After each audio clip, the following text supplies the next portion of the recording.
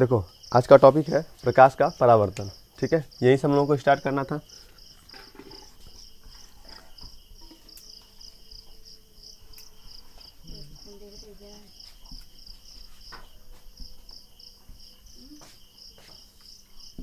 ठीक, ध्यान देखो, बैठ जाओ।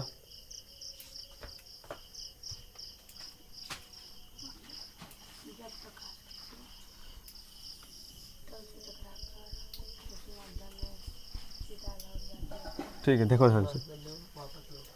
यानी जब प्रकाश किसी तल से टकराकर उसी माध्यम में वापस लौट जाती है तो उसे हम क्या कहते हैं? परावर्तन। यानी जब प्रकाश की किरण किसी तल से टकराकर उसी माध्यम में पुनः वापस लौट जाती है या वापस लौट जाती है उसे हम क्या कहते हैं? परावर्तन कहते हैं। ठीक है, समझ आया कि नहीं? अब देखो, जो यह प्रकाश में आने वाली किरण होती है और जाने वाली किरण होती है, दोनों का नाम चेंज होता है। दोनों का नाम क्या होता है? चेंज होता है। इसका नाम होता है आपतित किरण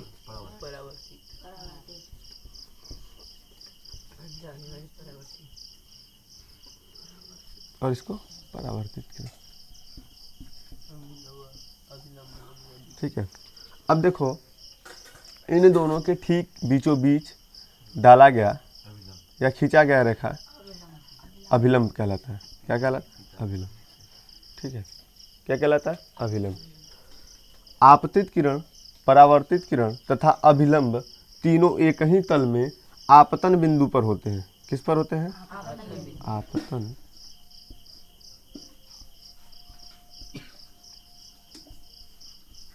बिंदु पर होते हैं। ठीक है, ध्यान समझना।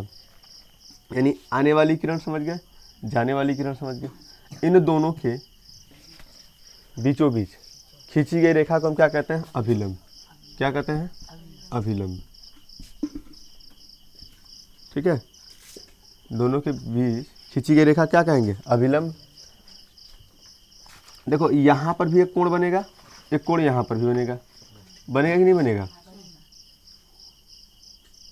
ठीक है, बन रहा है।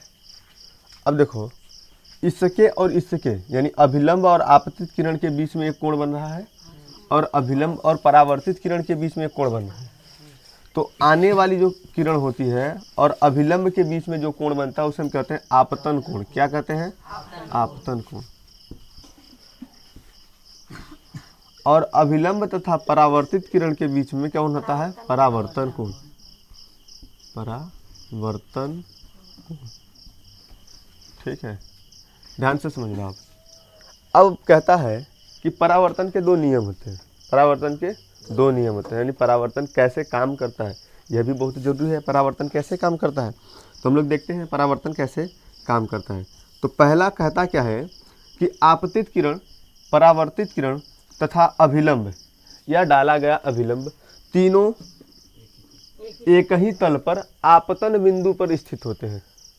ठीक है, तीनों एक ही तल पर आपतन बिंदु पर स्थित होते हैं। हाँ, ध्यान देखो, आपतित किरण, परावर्तित किरण तथा अभिलंब तीनों एक ही तल पर हैं और उस बिंदु का नाम है आपतन बिंदु पर। होते हैं कि नहीं? तो पहला क्या कहता है कि आपतित किरण,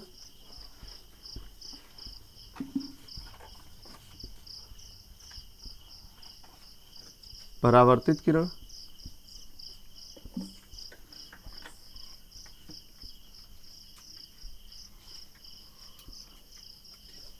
तथा डाला गया अभिलंब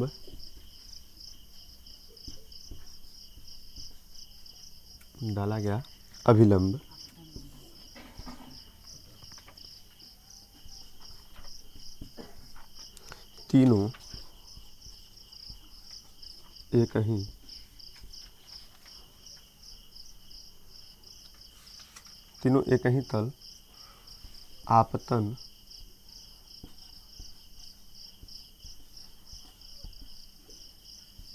बिंदु पर होते हैं।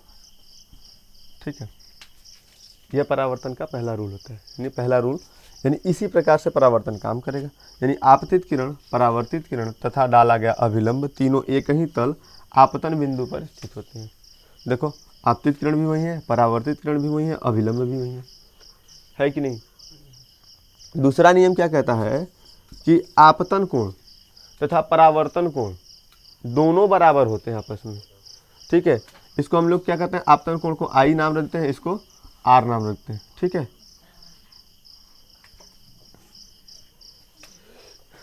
समझ आया कि नहीं? देखो, ये आने वाली किरण को इंसिडेंस रे बोलते हैं और जाने वाली किरण को रेफरेंस रे बोलते हैं। ध्यान समझना, आपतन कोण और परावर्तन को भी वही नाम रखा जाएगा, बस कोण की जगह क्या हो जाता है, एंगल हो जाता है। कोण की जगह क्या हो जाएगा, एंगल। तो अब दूसरा हम देखते हैं, तो दूसरा क्या कहता है कि आपतन कोण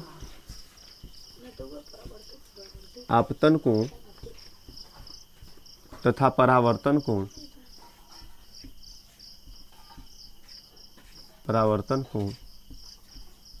आपतन कोण तथा परावर्तन कोण दोनों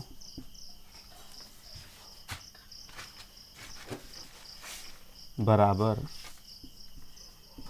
होते हैं, अर्थात कोण आई बराबर कोण आर।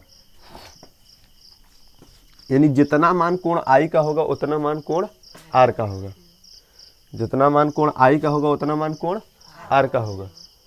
अब जैसे हम सवाल बोल दिए हैं कि कोण आई का मान 50 डिग्री है, कितना है, कोण आई का मान 50 डिग्री है, तो कोण आर बराबर कितना होगा, 50 डिग्री।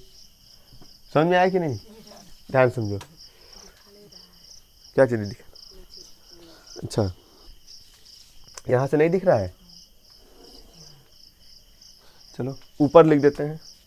यानी ध्यान समझना, अर्थात यह जो लिखा गया है, आपतन कोण तथा परावर्तन कोण दोनों क्या होते हैं, बराबर होते हैं। इसके कहने का तात्पर्य है कि कोण आई बराबर कोण आर। ठीक, कोण आई बराबर कोण आर। ये देखो, जितना मान आई का होगा उतना मान आर का भी होगा, कोई दिक्कत इसमें? ध्यान समझना इसको। अब देखो, जैसे हमने कहा कि देखो आपतित किरण तथा तल के बीच का क्षेत्र, समझना, ये हमने बना दिया, दिख रहा है ना? ठीक,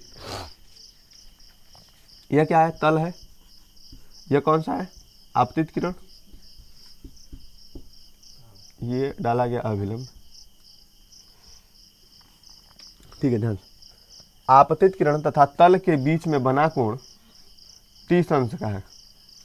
ठीक है, आपतित किरण और तल के बीच में बना कोण 30 अंश का है, तो कोण आर का मान बताओ, कोण आर का मान गलत है, ध्यान से देखो। 60 होगा। हाँ 60 होगा। अब समझते हैं उसको कैसे होता है।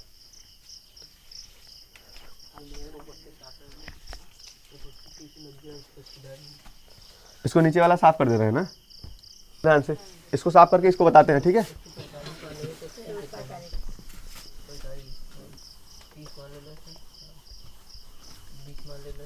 ठीक है।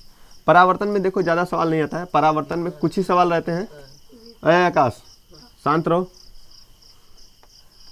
घर में जाके खूब बतियाना, घर जाके तो पढ़ते नहीं हो। देखो, ये हो गया तल, ठीक है। अब इस पे ये डाला गया आपतित किरण और ये परावर्तित किरण। हाँ, देखना मत, कुल अभिलंबा डाल देना।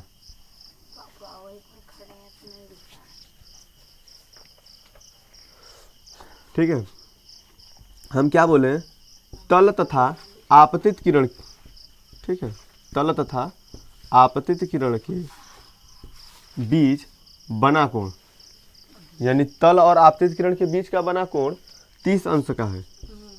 तो कोण आर का मान बताइए, यानी परावर्तन कोण का मान। तो अब ध्यान समझना, ये जो अभिलंब है ना, ठीक है, अभिलंब जो है यह तल को बराबर भागों में बांट देता है।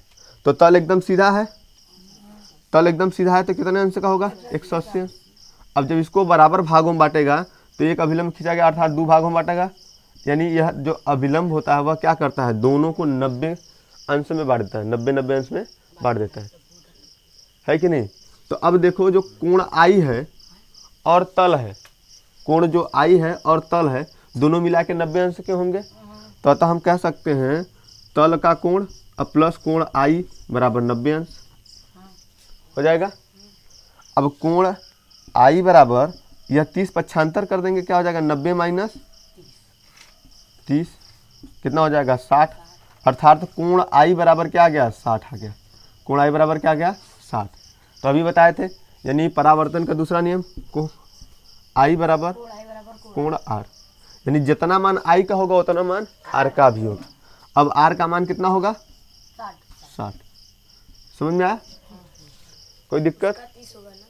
हाँ, जो तल का पूछेगा तुम ना, जब पूछेगा कि परावर्तित किरण तथा तल के बीच का बना कोण कितने अंश का होगा तब उसे बताएंगे। ये समझ रहे हो ना, ये तल है, ये आपतित किरण, अभिलंब, परावर्तित किरण, ये भी तो तल है, पूरा तल का हिस्सा ही है।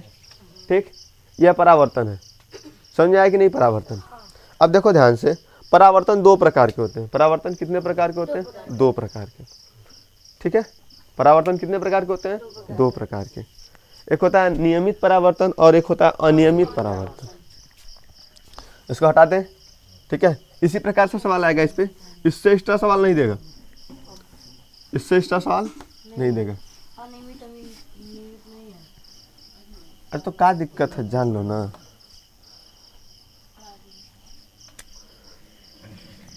इसीलिए जब तुम लोगों को बताया भी जाएगा तो तुम लोग वही कहते हो। हाँ, तो किताब में नहीं दिया तो नहीं पढ़ोगे। हाँ।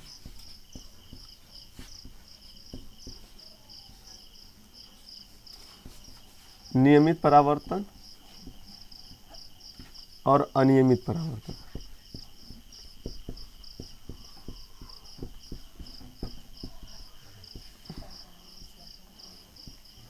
ठीक है, देखो नियमित परावर्तन और अनियमित परावर्तन। नियमित परावर्तन मतलब कि जब किसी तल से टकरा कर, ठीक है, कोई प्रकाश की किरण उसी माध्यम में वापस लौट जाती है तो उसे हम क्या कहते हैं? परावर्तन। ठीक है, यही कहते थे ना। लेकिन ध्यान समझना, अगर कोई एकदम चिकना सतह हो, उस पे जिस एंगल से कोई प्रकाश की किरण टकराएगी उसी एंगल पे वह प्रकाश की किरण चली जाएगी। ठीक है, तो जब कोई प्रकाश की किरणें, ठीक है, प्रकाश की किरणें किसी समतल पृष्ठ से टकराकर उसी माध्यम में वापस लौट जाती हैं तो वह क्या होता है? नियमित परावर्तन। यह देखो ना, समांतर रूप से चलता है। अगर समांतर रूप से आएगा तो समांतर रूप में जाएगा भी, समांतर आएगा तो समांतर ही जाएगा। दिख रहा है कि नहीं? देखो, यानी जितना दूर से आया उतना दूर पे एंगल बना रहा है, उतना दूरी पे चला गया। समझ आ रहा है नियमित परावर्तन? यानी नियमित परावर्तन जो होता है वह एकदम नियम से, कोनो चीज़ होता है ना, लाइन में तुम लोग खड़ा करवा दें और कहें एकदम नियम से रहो तो एकदम लाइन टूटता है तुम लोग का? नहीं, जितना लाइन है उतना लाइन रहता है, न लाइन इधर जाता है न लाइन उधर जाता है। कब ऐसा होता है? कभी नहीं होता है। तो यह समझ लो, नियमित परावर्तन क्या? एकदम नियम से होने वाला परावर्तन है। यानी हम समझते हैं कि जितना प्रकाश की किरणें जितने अंश पर आती है उतना अंश पर वापस चल जाती है। ठीक है, समझ में आया कि नहीं? अब देखेंगे अनियमित परावर्तन। क्या देखेंगे? अनियमित परावर्तन। बैटरी लो हो गया? अभी 10% है ना, ध्यान से। ठीक है, देखो अनियमित परावर्तन क्या होता है, अभी चल रहा है ना, हम चलने दो। ठीक है, अनियमित परावर्तन क्या होता है? यानी जब प्रकाश की किरणें किसी खुरदुरे, ठीक है, किसी खुरदुरे तल पर टकराती हैं तो वह परावर्तित सही दिशा में न होकर किधर भी आते हैं। अब मान लो ऐसे, ये तो छोटा बना है, अगर मान लो इसको जूम करके देखा जाए तो इस प्रकार से होगा, इसी प्रकार से होगा, जूम करके देखा जाएगा तो। अब कोई प्रकाश की किरण यहां से आई, ठीक है, नियमित समझी गए सब लोग? अनियमित देखना, यानी कोई प्रकाश की किरण यहां से चली और यहाँ पे टकराई, तो अब टकरा के तो इधर जाना चाहिए था, लेकिन देखो सरफेस इधर मुड़ा हुआ है तो इधर चला जाएगा। अब कोई प्रकाश की किरण मान लो यहाँ से चली, यार ये यहाँ से, ठीक है, अब ये यहाँ चली जाएगी। अब कोई प्रकाश की किरण मान लो यहाँ से चली, यहाँ पे आई, यहाँ टकरा के यहाँ चली जाएगी। हो रहा है कि नहीं? कोई नियम है? नहीं हो रहा है। यह क्या है? अनियमित परावर्तन, यानी किसी भी प्रकार से हो सकता है। ठीक है, देखोगे ना, घर देखो, घर में ना कभी कभी वो एक ठो खुरदुरा वाला कांच में खिड़कियाँ लगाते हैं, होता है नहीं, खुरदुरा वाला में, उनमें ताकोगे कोनो कोनो से खूब तेजी से लाइटिया चमकता है, कोनो से चमकता नहीं है। ठीक है। तो जहाँ से रिफ्लेक्ट जैसा हो जाता है, यानी जहाँ से परावर्तन प्रकाश का होता है वहाँ से तुमको लगता है कि चमक रहा है, और जब नहीं होता है तब नहीं चमकता है। ठीक है, समझ में आया? नियमित परावर्तन, अनियमित परावर्तन, कोई दिक्कत? ठीक, चलो अब आगे क्या है? आगे दर्पण है। ठीक ठीक ठीक, नहीं, अब हम देखेंगे दर्पण। क्या देखेंगे?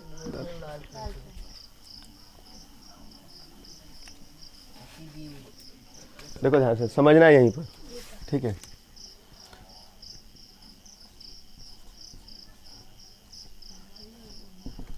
दर्पण किसे कहते हैं? दर्पण को इंग्लिश में जानते हो क्या बोलते हैं? नहीं, मिरर। मिरर माने शीशा या दर्पण। गाँव मुंह देखते हो ना, ठीक है, ध्यान समझना। दर्पण किसे कहते हैं?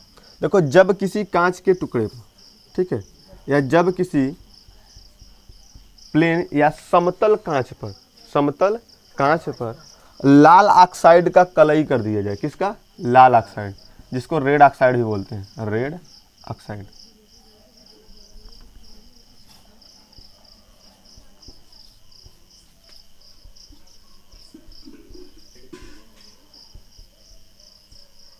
ठीक है, कलई मतलब समझते हो ना, पेंट। कलई मतलब समझते हो कि नहीं? पेंट। जब किसी कांच पर या कांच के एक तल पर हम क्या करते हैं? लाल ऑक्साइड का पेंट कर देते हैं, तो वह जो कांच होता है वह दर्पण की भांति काम करने लगता है। किसकी भांति? दर्पण की भांति। तो यह जो कांच होगा, इस पर हमने क्या कर दिया? लाल ऑक्साइड का पेंट लगा दिया। ये हमने पेंट कर दिया, इसको हो गया। अब यह क्या हो जाएगा? यह एक दर्पण हो जाएगा। क्या हो जाएगा? दर्पण। समझ में आया कि नहीं? यानी जैसे ही लाल ऑक्साइड का पेंट कर देंगे वैसे ही क्या हो जाएगा? ये दर्पण। अब दर्पण दो प्रकार के होते हैं। दर्पण कितने प्रकार के होते हैं? दो प्रकार के, ठीक है। ध्यान से समझो, दर्पण कितने प्रकार के होते हैं? दो प्रकार के। एक होता है समतल दर्पण,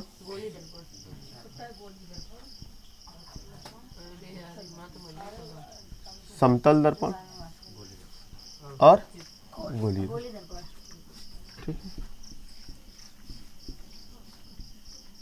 गोलीय दर्पण, ठीक है। यानी दर्पण के कितने भाग होते हैं? समतल दर्पण और गोलीय दर्पण। समतल दर्पण का मतलब एकदम प्लेन होगा। समतल दर्पण का कैसा मतलब होगा? प्लेन होगा, ठीक है। गोलीय दर्पण का मतलब कैसा होगा? वह गोलीय हो सकता है या गोली के फॉर्मेट में होगा, ठीक है। होगा कि नहीं? अब ध्यान से समझिए। अब देखो, समतल दर्पण एकदम सीधा हमको पता ही है, ठीक है। गोली दर्पण के भी दो भाग होते हैं। गोली दर्पण के भी क्या होते हैं? दो भाग, ठीक है। गोली दर्पण के दो भाग होते हैं। एक होता है उत्तल दर्पण और एक होता है अवतल दर्पण। यानी उत्तल दर्पण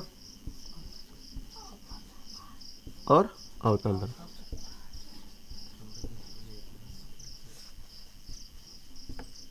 गोली दर्पण कितने भाग होते हैं? दो भाग होते हैं, उत्तल दर्पण और अवतल दर्पण, ठीक है।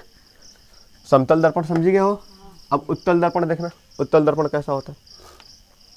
जो हम लोग के घर में शीशा लगा होता है ना, वो समतल दर्पण होता है, ठीक है। इसमें बहुत सारा गुण है, अभी बताया जाएगा, या फिर तुम लोगों में उतना तो है नहीं, तुम लोगों को केवल समझना है कि समतल दर्पण होता है, गोली दर्पण होता है। गोली दर्पण के भी दो भाग होते हैं, उत्तल दर्पण होता है और अवतल दर्पण होता है। उत्तल दर्पण किसे कहते हैं? यानी ऐसा दर्पण जिसका तल जो हो उभरा हुआ हो। जिसका तल कहाँ हो? उभरा हुआ हो। पहले ऊ आ गया तो मतलब उभरा है, ऊ आ गया तो मतलब उभरा। यानी तल देखो कैसा है? उभरा। तल उभरा है कि नहीं? ठीक है। तो ऐसा दर्पण जिसका तल उभरा हुआ हो उसे हम क्या कहेंगे? उत्तल दर्पण। क्या कहेंगे? उत्तल दर्पण। और ऐसा दर्पण जिसका तल अंदर की तरफ हो उसे हम क्या कहेंगे? अवतल दर्पण। क्या कहेंगे? देखो, ये तो जानने वाली बात है, केवल छोटा सा बात। इसका तल देखो ना, अंदर की तरफ है ना, तल दबा हुआ है अंदर की तरफ। ये अंदर की तरफ नहीं दबा है, इसे दबा है। इसका देखो उभरा हुआ है। समझ में आया कि नहीं? हाँ, तो जो उभरा हुआ होगा वो कौन सा होगा, उत्तल दर्पण, और जो अंदर की तरफ होगा वो क्या होगा, अवतल दर्पण। ये तो एकदम नॉर्मल सा कॉन्सेप्ट हो गया कि वहीं देख के बता दो, किसी को भी देख के बता सकते हो कि वह कैसा है कैसा नहीं है, देखने में पता चल रहा है कि नहीं चल रहा है। ठीक है। जो गोली दर्पण होता है ना, ये किसी खोखले गोले से काट के बनाया जाता है। किससे, किसी खोखले गोले से काट के बनाया जाता है। तो अब खोखले गोले से काट के बनाया गया होता, अब जैसे ये गोला है, ये गोला है ना, अब इससे हम क्या करें, काट के दर्पण बना दें। तो अब पूरा गोला को मिटार के, मतलब इतना हम ही काट देते हैं, काट के अलग कर दिए, तो इतना बचा, बचा कि नहीं बचा, है कि नहीं। अब इसके इस साइड हम क्या कर दें, कलई, तो यह क्या हो जाएगा, अवतल दर्पण। तो ये खोखले गोले का भाग। जब कोनो गोला होता है तो गोले का केंद्र भी होता है। तो ये सब चीज़ें कल बता देंगे। ठीक है, इतना समझ में आया, अवतल दर्पण, उत्तल दर्पण, गोली दर्पण, समतल दर्पण। ठीक है, समझ में आया कि नहीं। ठीक, आज क्लास को ख़त्म करते हैं यहीं पर। आई होप कि तुम लोगों को समझ में आ गया होगा। अगर नहीं समझ आया तो बता देना, फिर से पुनः से इसको समझा देंगे तुम लोगों को। ठीक, अब क्लास को करते हैं ख़त्म यहीं पर। ठीक है, इसको बंद कर दो।